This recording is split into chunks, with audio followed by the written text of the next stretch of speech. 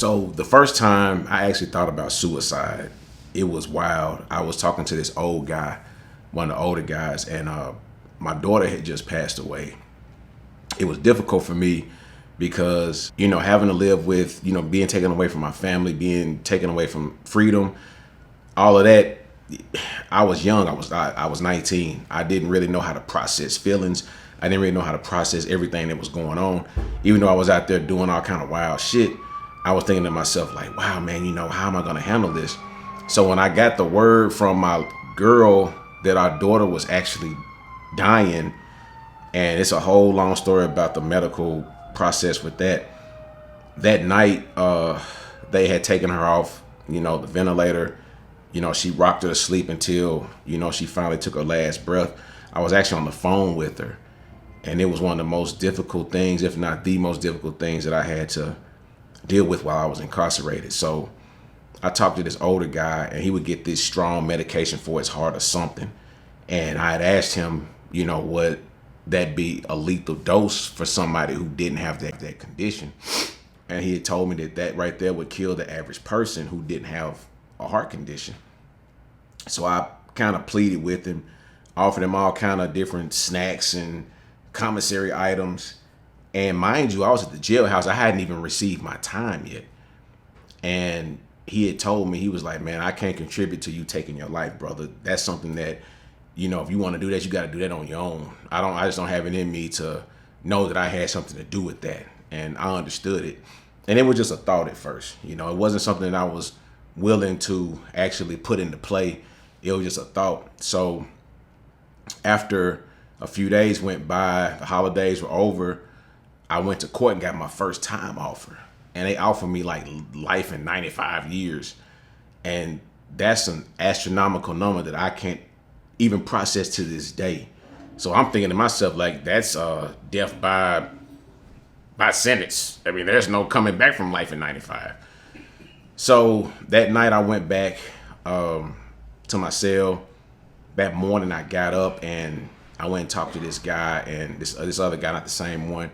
And he pretty much was telling me like, hey man, look, bro, if you really want to do it, do your thing. This is what you need to do. So he would get these medications. He would, save them up and he would sell them. Well, the amount that he had, these pills that he had, it was a lethal dose. I probably wouldn't even have felt any pain. I just would have went to sleep and never woke up. And I contemplated that. And he gave me the pills. I had them. It was like 5 of them.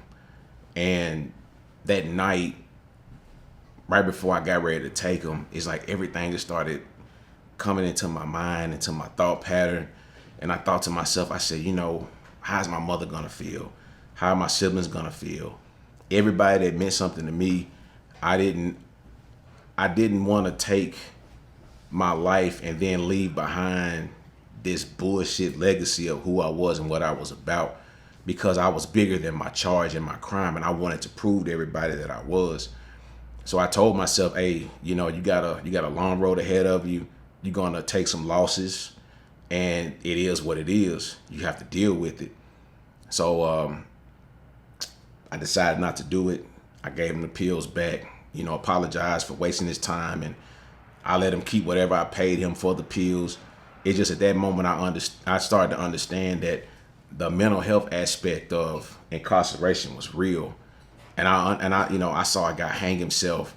I saw a guy cut his own throat. I saw a dude stab himself in the stomach multiple times. I mean, the pain that people were experiencing from their incarceration, it's like you don't know if they're fighting demons or they just can't do it. They're not strong enough. They don't have anybody in their corner to really talk to them and encourage them to say, hey man, look, it gets greater later. I didn't really have that except for on the outside. So I decided to take a stance and tell myself that suicide was out of the question. Wasn't going to do it. I couldn't do that to them. And I was going to, take whatever punishment that I was rendered because I was guilty. Well, it worked out, for the best. The next time offer I got was much lower. It was actually feasible. So, I took it with stride and I went on. But the insane part about it is I watched so many people do so many destructive things, and it made me wonder: is this? Do they have a death wish? I saw guys do some things that were insane and got beat to damn near death for them.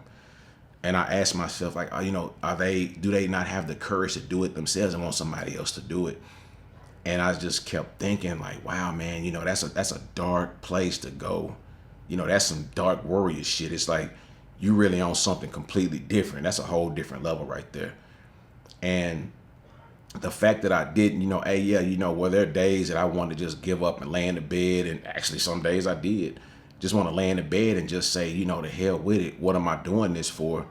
But after that day, I never thought about, the thought of suicide. Now, if I would have went to sleep and died, I'd have been okay with that. I wouldn't have had, the thought of suicide running through my family's mind, or, I wouldn't have took the active stance of actually taking my life. I didn't know what that would have did to my soul, my spirit, whatever, universal laws that would have, compiled, inside of my being. I don't know, but that's not a chance that I was willing to take. So that pretty much went out of my mind, very quickly.